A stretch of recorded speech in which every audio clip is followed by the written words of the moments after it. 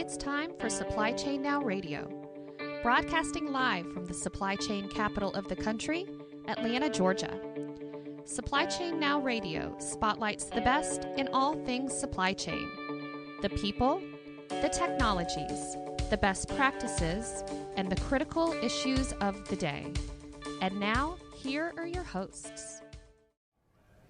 Hey, good morning. Scott Luden here with you live on Supply Chain Now Radio. Welcome back to the show.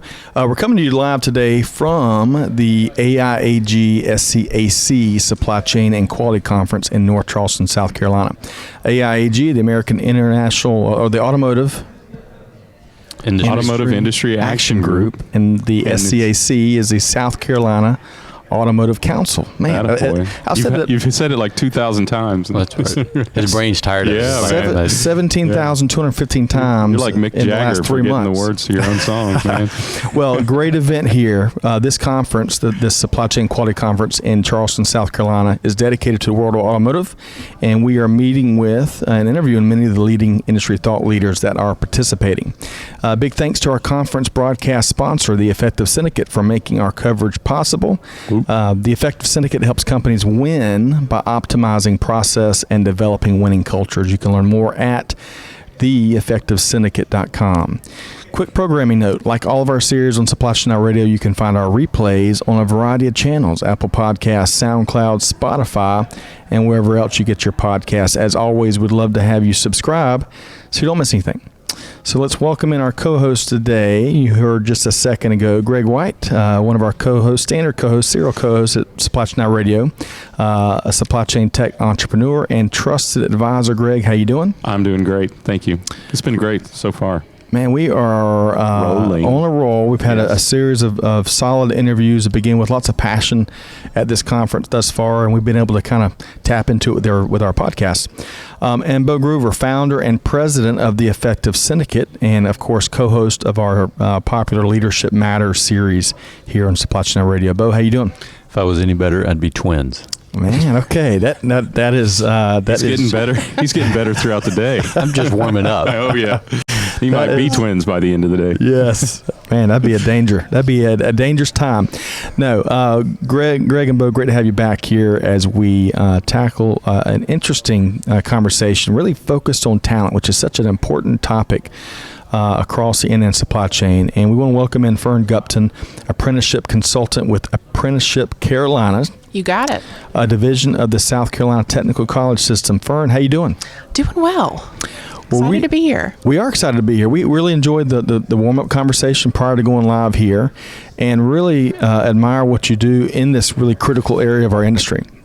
Yeah, it's absolutely a hot topic right now. I mean, workforce is, it's never really been the prevalent part of, I guess, the thing on everybody's mind, but it's something that always kind of took care of itself, and now it's just, it is at the forefront. Well, we're going to dive more into that in just a second. But thanks for carving some time out in what's been a busy week for you and many of your colleagues. So for our listeners, tell us more about yourself and your journey to getting here to this point. Absolutely. So, again, I'm an apprenticeship consultant with Apprenticeship Carolina, and I'm a South Carolina native. Grew up in Hartsville, South Carolina. Okay. That's home. Yeah. Yes. Hearts Vegas. Hearts Vegas, absolutely. And I went to Clemson University, and when I graduated from Clemson, my first job was with C.H. Robinson Worldwide. I worked there as a key account manager, mostly handling Class 8 automotive suppliers. So being at this conference, it's a little like old home week. It's a little bit, yeah, and I learned so much there. Sometimes I'm managing 40, 50, 60 shipments a day, as a third-party logistics provider, and learned so much about customer service. Had a wonderful mentor there, and he's a GM. I was in the Columbia, South Carolina branch, and actually now I think he's in their Sartell, Minnesota office. But I, did that for about 6.5 years, and then was looking for actually my family in Hartsville reached out and asked me to move home and see if I would take over the family business, which was a hotel. So complete 180. And I've done a couple of those in my career. I kind of joke that I'm a jack of all trades, master of none, and moved home, ran the family business with the intent of selling it. And so when we did, after about 3 years, and got the opportunity to really get involved in the community, and decided that, being in the public sector is where I wanted to be. So I went and got my master's in public administration from the University of South Carolina. While I was doing that, I had the opportunity to start working as a corporate recruiter at Sunoco Products, which their headquarters are in Hartsville. Yeah, big company. And they are. They make the packaging for all of your favorite junk food. Pringles, Thank you. all the Pringles cans. Oh, it was always all over the place too. Oreo cookies, that flexible packaging. And then they make automotive components too. They have a protective division. So I learned a lot there, and I learned about how fun it was to help people find jobs. And so going into this economic development, working in workforce development and with the technical college system, it was an opportunity that just presented itself, and it's been so much fun. I've always found it interesting when folks in entrepreneurial ventures then join forces and work in the public sector, because it brings such a well-rounded view to serving industry and serving our communities and what have you. So Right. I love that portion of your background. All right, so let's talk more about Apprenticeship Carolina. Right? Absolutely. What does the organization do? So Apprenticeship Carolina, we started in 2007 as the brainchild of the State Chamber of Commerce and business and industry leaders. They saw the predicament that we are in now. They saw that that the workforce their skill set needed to be increasingly technical, and that we had a lot of retirements coming, and so they commissioned a study, and out of that study it was determined that apprenticeship was the answer, and that we were best suited within the technical college system, because the mission of our technical colleges is to serve business and industry, to help train individuals that live in their service areas for the jobs with that business and industry. So it's just been a natural fit. And, Apprenticeship Carolina, what I'm tasked with is working with employers to help them to develop and maintain registered apprenticeship programs. If you want to register an apprenticeship program in the state of South Carolina, you go through my organization. I have 5 other counterparts across the state. We are tied to the technical college's service area. Me personally, I cover Trident Technical College, so those 3 counties. The 3rd largest college in all of South Carolina. It is. Yeah, I learned that too. I was surprised to learn that too. It's when I took over the service area, and they do so much here. Have such a great impact on the community. It's an impressive campus. It is, and then so many of and what's been so fun is seeing what all of our technical colleges do within their communities. I also work with Horry Georgetown Tech, so Grand Strand area. I cover Florence Darlington Tech, which that's home, that's fun. And also Northeastern Tech. So I've got the PD, kind of Grand Strand, and the Low Country. So it's a big service area, but it's fun. I love being able to work in like a big urban area, and then also being able to work in some of the rural areas. Do y'all still have that? Is it a minor league baseball team, minor league hockey team called the PD Pride? Does that ring a bell? Is that? You're asking the wrong person. All right. So I do remember that. I think I remember a long time ago, like going to something at the Florence Civic Center. Yes. Maybe. I always loved in high school, but I don't know. So I always loved that one. And now down in Savannah, their minor league team is called the Savannah Bananas. So really? Marketing genius, I reckon. Okay, so let's talk. FIFO Fana. That's right. Yeah. You mentioned the predicament that we're in part of your last response. And it's interesting how this is such a common thread in all these conversations we've had. And I think we've published now over 160 podcasts, and the predicament that you're alluding to, this talent gap, this war for talent, this industry is fighting for talent, and the type of talent unlike ever before, especially in this global business age where supply chain has a seat at the table and is so important, more so than ever before, inarguable. So put your spin. When you say predicament, is that kind of tell us more? Yeah, it's absolutely a predicament that we're in with workforce. We have a lot of retirements coming, and a lot of this institutional knowledge that is, if employers don't capture it, they're going to lose it. And so an apprenticeship is an effective way to do that. We work with employers to help them kind of figure out where the gaps are in their organization, where they either need to upskill or recruit new employees, and then develop a plan of all the different areas they would want someone to be fully competent in by the time they finish their apprenticeship program. And then, we work with them to figure out what the best, education, because every apprenticeship program, you have the on-the-job training, but the second component is the job-related education. And 60% of the employers that we work with utilize their technical colleges as that education partner. So we work with them to figure out, and a lot of times bring our college in to help them figure out what that education is going to look like. And then the third component is a wage progression. So, say someone starts off as a forklift operator at, I'm just ballparking, but $12 an hour. Yeah. Well, as they're showing growth on the job and meeting those competencies, as they are completing whatever required education there is, they're going to see some kind of increase in their pay. The employer determines what that looks like. And at the end, they have the opportunity to earn a national credential from the Department of Labor. There's also a tax credit that's available to employers here in South Carolina. It's $1,000 per apprentice per year for up to 4 years. So that's just a way that the state is trying to, say, encourage employers to invest in this way, because it's a proven effective way of retaining and growing your workforce. And I think the fact that so many of our German companies have been so supportive of this here in South Carolina, that's been a big help in growing it even more. Good for all parties, these Absolutely. types of programs. So you described a lot of what you do. Anything else related? So it sounds like to me that if you're interested in going through any of those aspects of solving the talent equation for your company, come check out there's Fearn over Gupton. 1,100 different apprenticeable occupations. So if you have a need, I can work with you. I've done cybersecurity. I've worked with some logistics companies to develop programs. I worked with a trucking or a carrier here in the Charleston area that was wanting to recruit some CDL drivers, and they were able. Tough. Yeah, it is. That's definitely, I would say, the biggest what we're hearing over and over again. We need more drivers. South Carolina Trucking Association, we have a good partnership with them, and we're always trying to figure out ways that we can help continuing to fund that. I know that Florence Darlington Tech in particular, they've been working to try and fund more CDL training. They have a program at their college. This event is taking place on the tail end of Truck Driver Appreciation Week.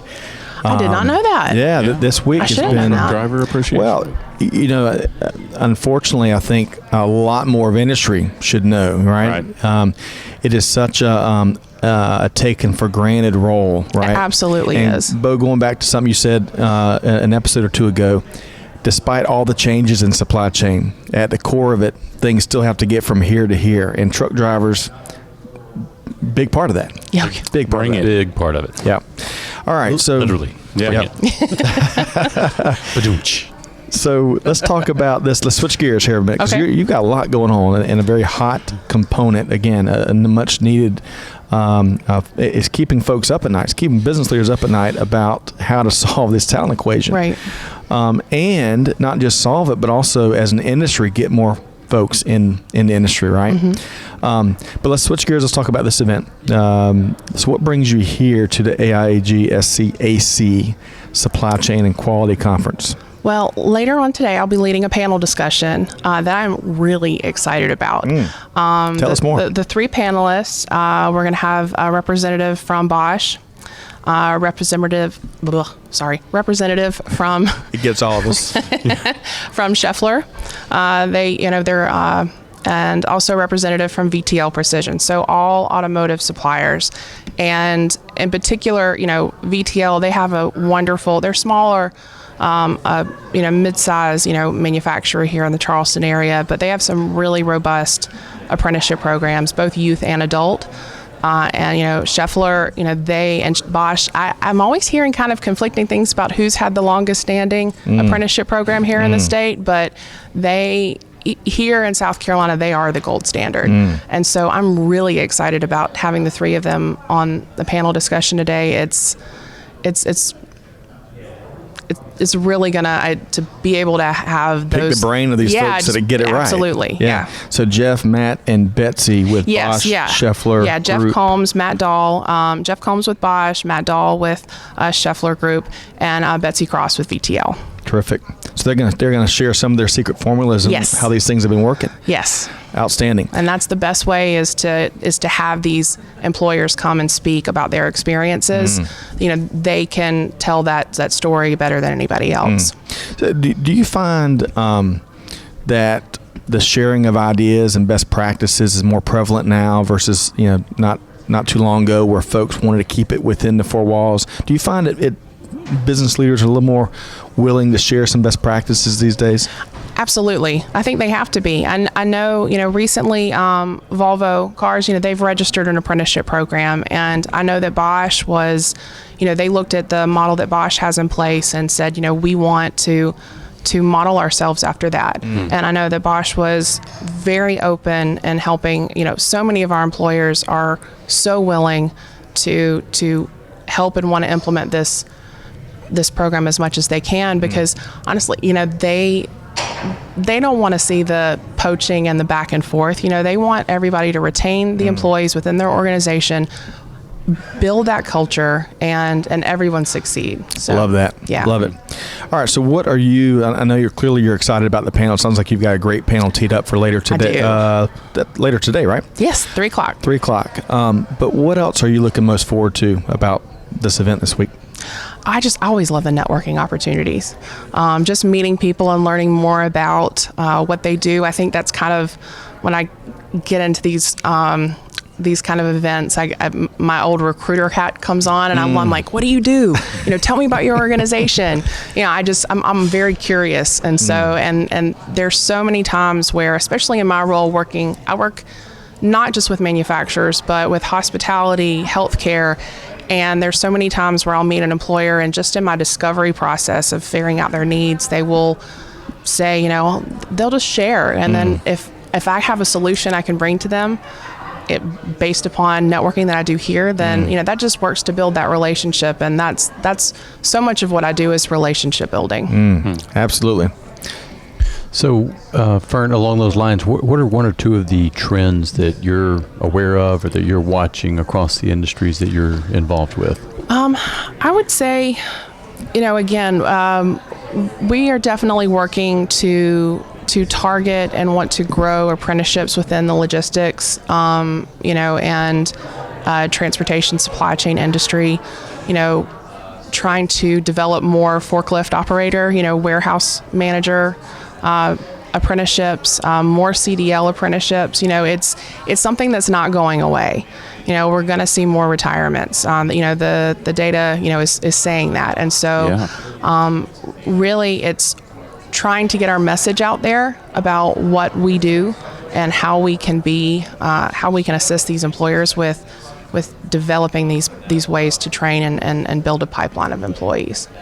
So I don't see that going away. I also see, kind of in the whole transportation, diesel mechanics, people don't work on, that's a tremendous need, to make sure this equipment is moving. And there's so much potential in the supply chain, area, and quality technicians too. That's a part of, I've a lot of employers that I speak with, they want to develop quality technician apprenticeship programs. And so that's, I'm going to see, our bread and butter has really been maintenance, a lot of maintenance, healthcare apprenticeships, but I definitely see supply chain that continuing to grow. And, my organization, we want to be prepared to kind of have everything ready to go for when that employer meets with us, because typically what we'll do is we'll have these sample outlines that we've already put together for an employer that they'll be able to customize to fit their needs. Sure.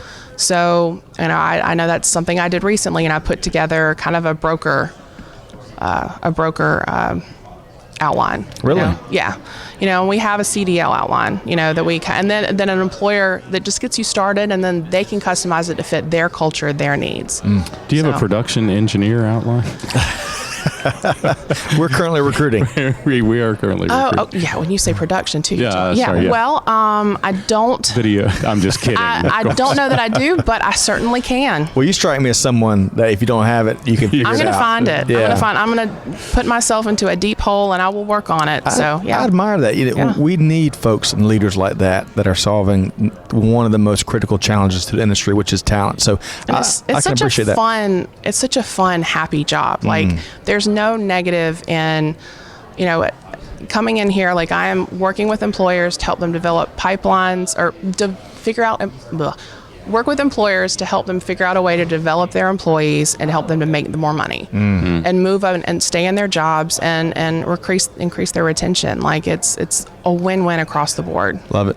Sure. So the reason that your job is so fun and so important is because we are in the middle, literally, I think, if you're looking at it technically, in the middle of the greatest generational change of our time, possibly in the history of the planet. Right? Baby boomers are leaving the workforce at 10,000 per day. So we have to backfill or otherwise fill those types of jobs, right? Technology is a big part of it, obviously, and you have to upskill people to deal with data and technology. And it doesn't matter what job you do these days; it is impacted by some sort of new technology. So, with that as a backdrop, Nice. so think about bold predictions for the future. Bold What do you predictions. see? My bold prediction would be that this workforce situation we're in, it's not going to get any better. It's something that if, those, economies, they go up and they go down, but based upon, just the numbers of retirements, employers need maintenance professionals and they're going to need truck drivers, and this is something that regardless, it's just not going to get better. And the employers that are proactive in developing these apprenticeships and working to develop these pipelines are going to be the ones that are ahead of the game. And the employers that are developing relationships with their local technical colleges are going to be the ones that are ahead of the game, telling them, all the colleges have advisory committees that they can sit on so that they can tell them what their needs are, right. what training that they foresee. If the colleges don't get that feedback, then they're not going to have the programs in place. So they're there to serve those employers, but if the employers aren't engaged, then they're not going to have what's there that's needed. Right, and if employers aren't engaged, they're not going to have engaged employees. Exactly. Right? And Bo, I know you've talked about that a lot, because if you look at any study, the vast majority of at least the American workforce populace is disengaged, right? It is, according to Gallup, and this is 16 years in a row, I think now, that over 70% of the American workforce is either disengaged or actively disengaged. And I heard a great quote. I'm sorry, can you repeat that? I wasn't listening. Because you're disengaged, Greg. Turn off his microphone. A great quote the other day that said, your customer's experience will never exceed your employee's experience. Yeah. And so there's such a crucial, it's not just finding, recruiting, and retaining talent, but what kind of situation are they in? I can get people in the building to do the job, but if they're miserable, my customers are going to feel that. And so it's not just get people in and keep them in the workplace. It's create an environment that they like to do the job. Yeah. It's crucial. It's culture. It's all about culture and building a culture where people feel a part of the organization, and it's more than a paycheck. They're invested, and that's what you want to build. And that's because then you're able to invest. You're not constantly spending money on retraining and recruiting, and you can spend it in ways in advanced training and marketing in different areas you'd want to. And another prediction I would make, a bold one, is that strong move. Okay. We have three major OEMs here in South Carolina, and that's incredible. Name them. We've got Mercedes, we've got BMW, we have Volvo now. Right. Yes. And Volvo is the first automotive manufacturing site in the U.S., the one right That's here. Correct. Yeah, it's pretty neat. It is. It's incredible. And And so, there's going to be additional suppliers and coming here to the area. I would imagine, that's a prediction of mine. And so, the current, existing industry here, needs to build these pipelines to retain the employees they have, or else there's going to be more competition. Yeah. So, well, just like in aerospace, that's a good one. Lots of clustering taking place in automotive, and that's what drives it, the multi-tiers. And we also know that despite how close the global age is, you're still trying to get close to your customers, right? And be able to eliminate a lot of the unforced errors just by being, so far away. So I think that's a very shrewd prediction. So thanks for bringing your crystal ball today. Some folks don't want to weigh in on what's to come, but it's been really interesting to watch. I grew up in Aiken County. Mm-hmm. It's been really interesting to watch after being in Georgia for so long and seeing a lot of things that Georgia's getting right when it comes to inspiring development and growth and expansion. South Carolina's not taking a backseat to anybody. They're making it happen as well by putting resources in like Apprenticeship Carolina to address talent and doing everything else, from the ports to infrastructure to you name it. They're getting serious, or have been serious for quite some time, about driving more expansion. Yeah, absolutely. It's neat to see. All right, so let's make sure, you've laid out a lot of different things that you can do for employers in this state. So let's make sure that anyone listening can get in touch with you, Fearn. So tell us, how can folks learn more? Absolutely. So you can go to our website, which is www.apprenticeshipcarolina.com. You can also Google Apprenticeship Carolina. I'm pretty sure if you Google just apprenticeship, we're going to be one of the top couple of items. Wow. Good marketing team. We do. We have a great communications department, and we the model that we've established here in South Carolina is leading the nation. We're recognized by the Department of Labor as the fastest growing apprenticeship model. So, nice. we're really proud of ourselves, and a lot of that comes from our flexibility and our in working with employers. We're very industry driven. So, but yeah, I would just recommend www.apprenticeshipcarolina.com. You can Google us, and we're on Facebook, we're on Instagram, we're on Twitter, we're all over the place. Well, and you're not going to have robust economic development, expansion, and growth without having a strong solution for addressing the talent gap. So I appreciate what you're doing. Fearn Gupton, apprenticeship consultant with Apprenticeship Carolina, a division of South Carolina Technical College System. We're looking forward to the panel session this afternoon at 3 o'clock, right? Yes. All right. Thanks so much for carving some time out with us here thank you today. so much. This was fun. You bet. So hang out for a second here. We're going to wrap up today's episode. This episode on some of the upcoming events we've got. We always invite our audience to come out and check us out in person. We talk about in the last couple episodes how in this digital age, you got all this digital information at your fingertips, but gathering together and exchanging ideas and best practices on an interpersonal basis is still so important. Yeah. And on that note, Bo, y'all have got a really cool event coming up on September 20th, which provides senior business leaders the opportunity to do just that. We do, and we're excited about it. If anybody's interested, I hope they will reach out to myself or you. But I'm partnered up with a Emory professor named Robert Kazanjian, and together we're going to be talking about the elements of strategy and execution. So get those two engines working together in your business, and you'll be doing really, really well. Absolutely. You'll be moving at light speed like Fearn Gupton. Absolutely. So if you want more information on that event or some of these others we're going to mention here in a second, feel free to shoot us a note to connect at supplychainnowradio.com. Okay, so Greg, we've got something else coming up on October 9th. What is it, Scott? The Georgia Manufacturing Summit. That's right. Yeah. And what are you going to be doing there? So I'll be broadcasting live there and speaking with a couple of foreign trade ministers yet to be named. Will you be negotiating tariffs? I will. I think I've got some answers. It depends on which countries show up, but I think I've got it covered. You know what? For some crazy reason, I would trust Greg negotiating on our behalf. Absolutely. Oh, yeah. Maybe we should. That's what needs to happen. Yeah. Well, nevertheless, great event. I've got enough jobs. Yes. Kidding aside, great event coming up. Yeah, it's the gonna be place to be. If you love Georgia manufacturing and supporting those 10,000 manufacturers, you want to be at the Cobb Galleria on October 9th. Full day keynotes from Kia and P&G.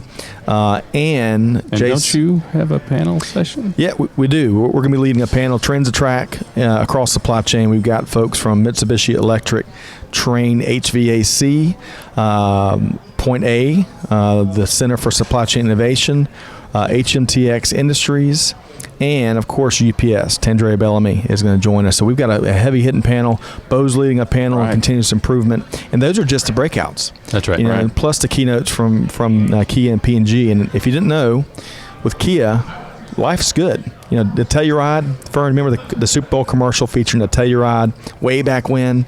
It was like a West Point, Georgia story. You don't remember it, Maybe I'm too young for that one. Yeah. Well, so last Super Bowl, one of the number one ranked commercials from the Super Bowl was all about this Telluride new vehicle.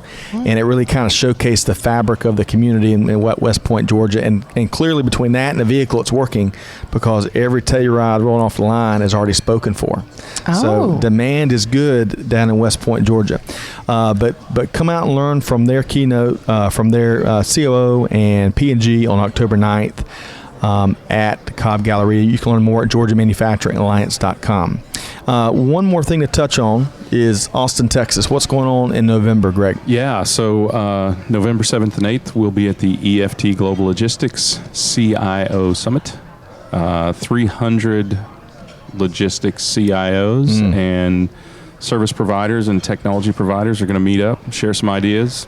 And it's in Austin, Yes. which is Weird. so fun. Yeah. In the weird in the best way. Yes. Oh. That's right. Scott out- has not experienced the weirdness yet, so You have we're to looking go to the him. Continental Club. Oh, Okay, there you go. Yeah. Noted. Great, amazing live music. Yeah. Yeah. And all the tacos and the barbecue. I'm sold. Yes, You it's had a me. lot of fun. Fearn, come on. Yeah, We'll I know. take a convoy to Austin. There you go. It's a lot of fun. That's right. And I will say that I am actually going to be speaking at the South Carolina Manufacturers Manufacturing Operations Summit that is going to be on... Is that in October? It is September 26th at the Marina Inn in Myrtle Beach, and I will think at 8:15 a.m. on the agenda. So if you're not lucky here to be here at this event to hear my presentation, you will be able to come and see it at that In event. person. Yes, Connect in person. live. So important. September 26th. September 26th, Myrtle Beach. at the Marina Inn. Marina Inn. Eggs and eye-opening commentary from Fearn Gupton, right? All right, so that kind of wraps up. We're working on a couple other events through the end of the year, but then in 2020, we're going to be at the Reverse Logistics Association Conference and Expo out in Vegas.